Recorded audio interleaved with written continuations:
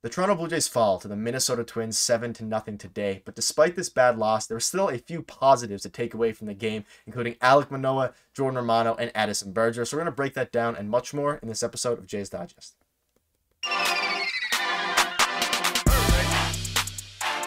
What's up, Jays fans? Nick Gosse, host of Jays Digest. And before we do get into the video, I want to thank you all for your support. It's been unbelievable on the live streams and unbelievable on the videos. We're close to 7K subscribers, so make sure to hit that button. It means the world. And let's just get right into this crazy game that was very unfortunate, as the Jays did fall 7-0 to the Minnesota Twins. And the Minnesota Twins did not field a very competitive roster today, but we lost nonetheless. But let's get into the first topic, which is Manoah dominates. And Manoah, of course, has been a workhorse since he's entered the league, and today was no different. He obviously had a poor performance in his first spring training start, but today he did very, very well. And this is a quick tidbit from Thomas Hall saying Alek Manoah's slider has looked nasty this spring, and it's already induced a pair of Ks through 1.1 innings today. And that was very true. His slider looked unbelievable. His fastball looked unbelievable, sitting between 92 and 94 miles per hour. And the slider had unbelievable movement, which I'll show you in a minute. But first, here is the box score for today's game from Alek Manoah. 3.1 innings, 3 hits, 1 earned run with 4 strikeouts. Now, that's a 4 strikeouts was unbelievable. Of course, his slider, generated the majority of those. But, the highlight of his game was the first 3 innings he got through in, I believe, 33 pitches. And obviously, he gave up a run in the 4th inning that he came out to pitch. And John Snyder took him out with a big smile on his face, knowing that his ace did very, very well nonetheless. But as a whole, just an unbelievably dominant performance from Alek Manoah. Now, this was against a Minnesota Twins team that did not have very many of their regulars in, whether that's because it was an away game and, of course, the World Baseball Classic. But Willie Castro, if you missed the game, Willie Castro just dominated the Blue Jays all night.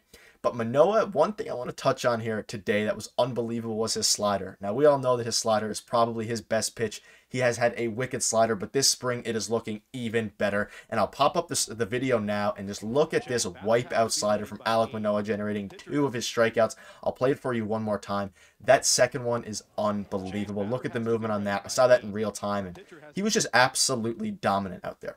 Manoah was simply dominant. He was dotting his fastball.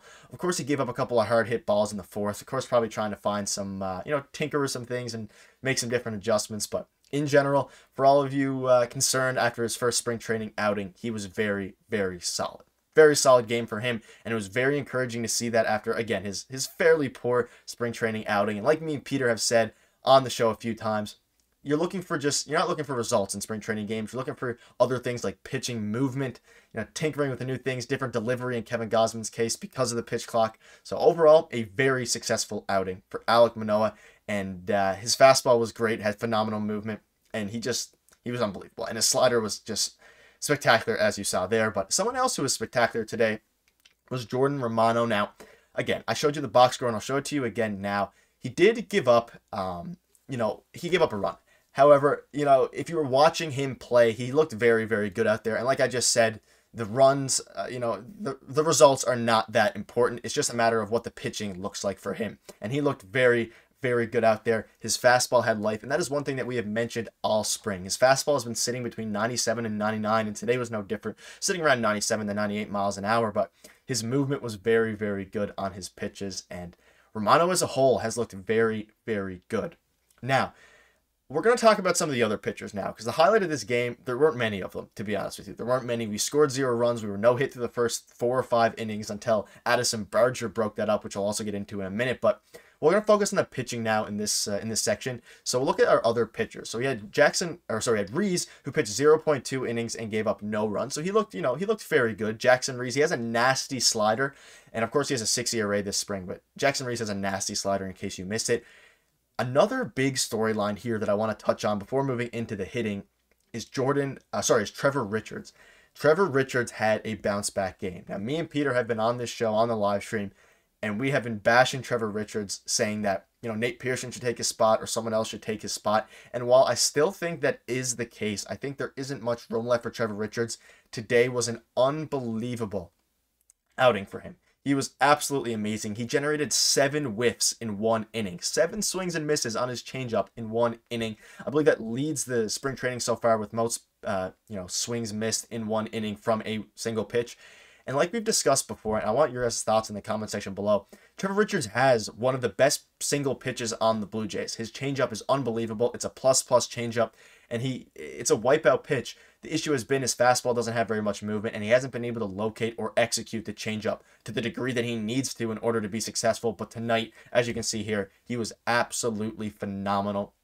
1 inning, 1 hit, 3 Ks, ended up striking out the side alongside giving up a walk. Like, he did give up a couple base runners, but in general, he was absolutely dominant. And then look at some other people. Trent Thornton had a very, very poor outing, giving up 3 hits with 2 runs. And Luke Bird had a nice bounce back. And Julian Fernandez, unfortunately, got roughed up today. And he is someone who we've been talking about a lot. He touches 101 miles per hour. He has an electric plus fastball. But today, he wasn't able to locate, and he just ultimately got hit around. And which was very unfortunate, but at the end of the day, again, it's not about the results, it's about the process. But for guys battling for that last bullpen spot, to see Trevor Richards go out and shine today, whereas Julian Fernandez gave up 3 runs on 1 inning of work, it's quite unfortunate. But now to wrap up the pitching side, as a whole, nothing too crazy, nothing too spectacular. But it was interesting. And the pitching side was kind of the only positives, we had. I'll touch on a couple guys who played well in the field today. But again, the pitching side, Manoah and Romano were the highlights. But let's get into the third topic now, which is the hitting, which has gone absolutely cold. We had back-to-back games where we scored over 10 runs. And I don't know what has happened. The Jays have been ice cold. Obviously, they're not, fielding their regulars every day. But it's just very, very strange what has happened to the Jays. And I'll pop up the box score here now. So you can see Springer started in right field today, which was very, very good to see. It was phenomenal to see him in the field looking fairly healthy out there. He didn't have any misplays. He didn't have any, limps, nothing like that. He did once again go 0 for 3, bringing his average to 214 on the spring. Bichette wasn't able to get a hit, which is shocking because he's been red hot. Rochelle as well wasn't able to get a hit, unfortunately, bringing his average down to 190. If you look through this, no one really got hits. Zach Cook got a hit. Clark got a hit, Barger got a hit, and Schneider got a hit. But out of the regulars, Barger was the only guy who got a hit, which is quite very interesting. Barger laced a double, which I'll show you here now in a second. But he laced a double to break up the no-hitter. We were in jeopardy of getting no hit by the Minnesota Twins, a Minnesota Twins team that is not barely any of their regulars. Willie Castro maybe will play a fair amount of games for the Twins, but in general, he is not a regular for them. And but he absolutely torched us tonight. And shout out to the Minnesota Twins pitching staff. Ober, the starter, did a phenomenal job pitching. He worked 2 innings, no runs. He did very, very well. But the hitters have gone ice cold, and I don't know if it's an approach thing. I don't put too much into these spring training games, but one thing I will put into this spring training game was Addison Barger continuing to do very, very well.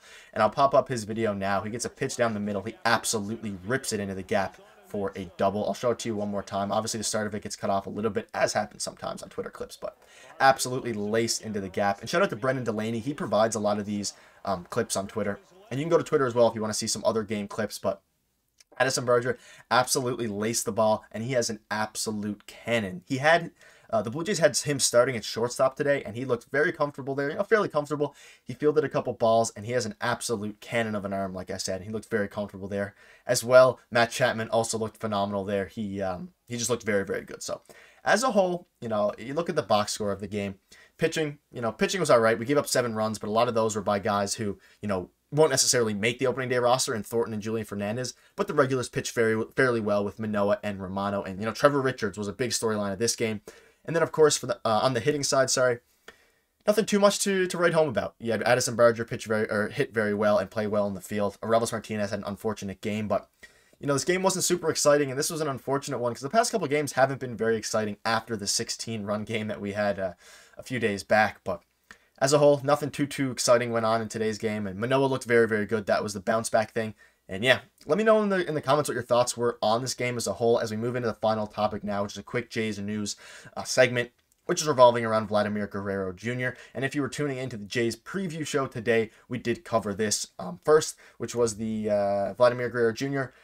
tweet by Arden Zwelling saying that he has right knee inflammation and he hit in the batting cages today, took ground balls hit directly at him, and did some straight line running at the Jays camp. He's feeling pretty good, a step in the right direction today, says Blue Jays manager John Schneider. So that is very, very good and very exciting to see. because, you know, obviously his injury, he withdrew from the World Baseball Classic, which was very unfortunate, but we kind of knew his injury wasn't too severe, and it's just inflammation now, and he's starting to hit in the cages, and hopefully once he starts running in a straight line, we'll have a further indication of when he will be able to return. And then I guess a final little tidbit of information is that we're hoping that, you know, one of Alejandro Kirk or Brandon Belt will play in the split doubleheader tomorrow, because the timeline was the end of this week, and tomorrow is Thursday, so hopefully tomorrow or Friday, we get to see Alejandro Kirk or Brandon Belt in a Jays uniform and suit up, which is going to be very exciting.